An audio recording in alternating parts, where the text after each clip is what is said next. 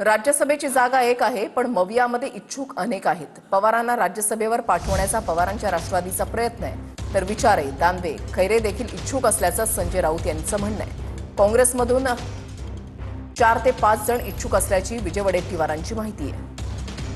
खास आघाडी म्हणून आमची एक प्रयत्न चालू आहे की आदरणीय पवार साहेबांना या ठिकाणी निवडणुकीच्या संदर्भातून आम्हाला उभं करण्याच्या वतीमध्ये आमचा प्रयत्न आहे. तशा प्रकारची चर्चा महाविकास आघाडीच्या प्रमुख नेत्यांशी झालेली आहे. मी पवार साहेबांशी अजून चर्चा झालेली नाही.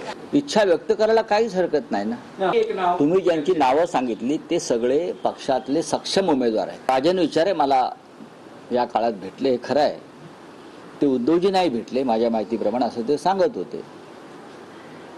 अंबादास दानवे सुद्धा इच्छुक असावेत असं दिसतंय मला माहित नाही, पण आपण नावाजी सांगतात. चंद्रकांत खैऱ्यांचं आणि माझं बोलणं अनेकदा झालं. ते मला सतत फोन करतात की आमचा विचार व्हावा. मी बोललो हा निर्णय आपल्याकडे शिवसेना पक्षप्रमुख घेतात. जर तुम्ही MVA किंवा इंडिया आघाडीच्या जे काही प्रिन्सिपल्स आहेत त्याच्याप्रमाणे गेलात तर ही सीट आमची आहे आणि त्याच्यावर आम्ही दावा ठेवलेला आहे.